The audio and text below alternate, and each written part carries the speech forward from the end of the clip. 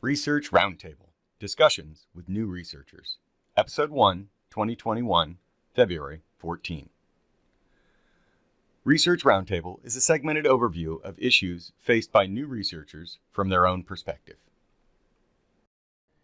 This is Dave Donnelly, presenting research on the intersectionality of privilege and socioeconomic disadvantage in white Appalachian classrooms.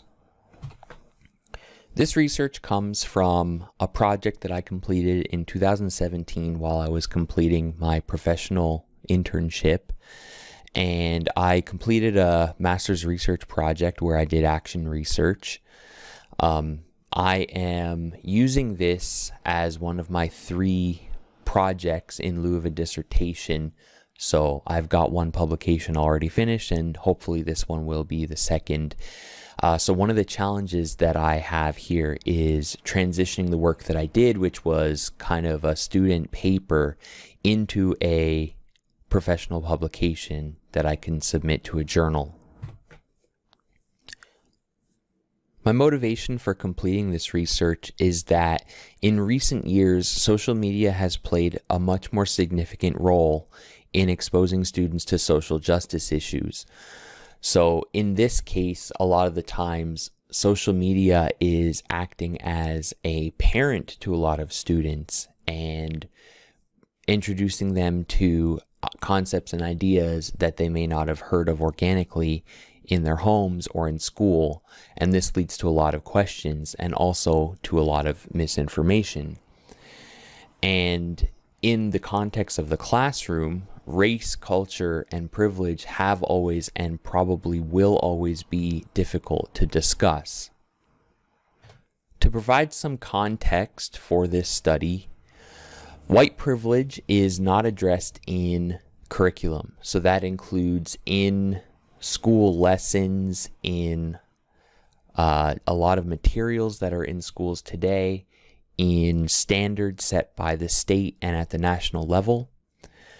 And in a lot of cases, teachers are not prepared to discuss difficult topics surrounding social justice in their classroom. In addition to this, racial biases and stereotypes are often reinforced by schools, including in educational materials and the literature that is available in classrooms, along with the hidden type curricula that exist within schools and classrooms. And then we also have the concept that whiteness is normalized in a lot of classrooms or seen as the basis for everything else.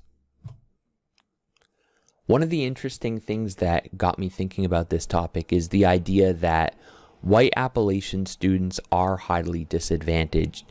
They are among the most socio-disadvantaged populations educationally in the nation, and Appalachian schools are highly homogeneous in terms of race, so a lot of them are mostly white. And white students often have little perception of race or racism in these contexts where they may not have been exposed to individuals of other races or issues of racial and social justice. The research gap that I found in investigating these issues is questioning how white Appalachian students fit into the narrative of discussing white privilege and social justice. From that, my research questions became, how do students from rural white Appalachian schools identify in terms of race and whether they have any perception of having a race at all? Questioning whether those students are aware of issues of race, racism, and privilege. Looking at how white privilege intersects with white poverty, especially in these Appalachian classrooms, and what challenges may educators encounter when discussing these issues with their students. The next steps in my research are to address any changes in literature since 2017. So because I published this a few years ago as a student paper, I'm sure that especially in the wake of many more continuing social justice issues, that there may be more literature that I need to add or investigate or use as a retrospective for my study. And in doing that, I have to decide which parts of my study I want to keep and remove. There are certain parts that I am not sure I want to include, but that is yet to be seen. And mostly the work comes in the form of adapting my writing from student work to something that I can present to a journal. Moving forward as we transition through the course, my goal is that I can receive some feedback on how my project and my writing has changed from what was student work now to something that I can submit to a journal. So I'll be going through each section of my original project and changing it, in a lot of cases making it shorter, more succinct, but I will also be, as I said, adding some resources. So any opportunities that I have to receive feedback are highly appreciated. That's all that I have. Thank you for listening. Hi, my name is Jen Thompson. Welcome to our Research Roundtable, discussions with new researchers. I've lived in Athens since 1994 when I came here as an undergraduate student. After finishing my undergraduate work, I got a job teaching in a local school where I taught first grade. I was a mathematics coach, and then I was also a sixth grade teacher. And during that time, I grew a family, got my master's degree in computer education and technology, and did that work for 20 years before I left my teaching job to begin work on a PhD in curriculum and instruction. Going back to school was kind of a tough decision. It was uncommon for people in my district to do that. Oftentimes when teachers leave, they do so after a couple years or when their kids are young to stay home with them. And when teachers leave, often they leave for administration. That was not something and is not something that I'm interested in doing. I was driven by a desire to think deeply about education. I had spent a lot of time being very good at doing so many different things, and never felt like I had time to be able to focus on one idea or one thing. I found that looking at doing this job for 37 and a half years, the job of teaching, felt like a really long time to be in the classroom, and I wanted the opportunity to think really deeply about things and to be part of the experience in the field of education from a different perspective. But becoming a researcher and coming to school, back to school to do that was not something that was easy to do. I was startled to find that in just my first week as a doctoral student, multiple instructors would ask me what my research interest was or what my dissertation topic was. And while there are definitely people who were in those classes who were thinking about those things, I was not, and I'm still not completely there yet. I had not had the luxury of focusing on one thing, and I found that I was kind of bad at it. I still struggle sometimes to focus on one element or find focus in the things that I'm curious about because I have been looking at things from a broad perspective for so long. And so that's been one of the challenges that I have encountered as a researcher. I've also felt like there's a disconnect between academics and teacher educators. And so as I kind of left the world as an educator and became more part of the academic world, I can see where, educating students and educating teacher educators is very connected, but in practice, there's lots of disconnect. I also see a lot of disconnect between research done and the practice of teaching. And so oftentimes that lack of connection or crossover seems to create some hostility. And I am sort of trying to reconcile that and now feel like I'm on both sides of it. So just being a researcher doesn't even seem like an uncomplicated thing. It is also complicated. I was faced with the decision to decide whether to follow curriculum and instruction path or mathematics education. Math ed is where my heart is, but I was pretty intimidated to become part of the mathematics education PhD program because it had been a really long time since I had learned math, and I was not focused only on math. It's something that I love and that I really enjoy doing and know a lot about at the K-6 level, but higher math is not something that I have used in a long time. And so I also had a fear that if I specialized in math ed, because I'm uncertain about my career path, if that might limit me. So curriculum instruction is where I chose to be.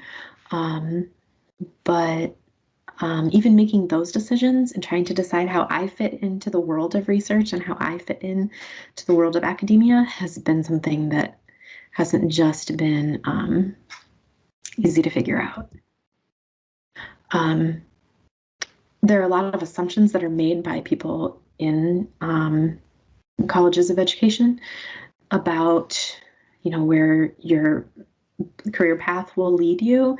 So lots of talk about becoming, full tenured professors and all of the responsibilities associated with that. So because I'm older and have different experience, I'm not sure that that's exactly where my path will lead me. And figuring out how I fit into the world of research and where that may take me has been something that I've done and am trying to figure out, but it hasn't been a focus of the institution where I'm at. I think that it's important that we think about the people that we bring into doctoral programs in the field of education. I recently did some research about that and found that the average time that it takes from when someone starts a graduate program to when they achieve their PhD is decreasing substantially. And it's doing so in the field of education at an even higher rate. So if we look back 20 years ago, the average time to attain that degree was around 16 years, just under 16 years. And to now, it's decreased to just under 12 years. So that can tell us a lot of different things, but one of the things I think that it tells us is that people who have experience in K-12 education are not always included in teacher education from the university level, at the university level.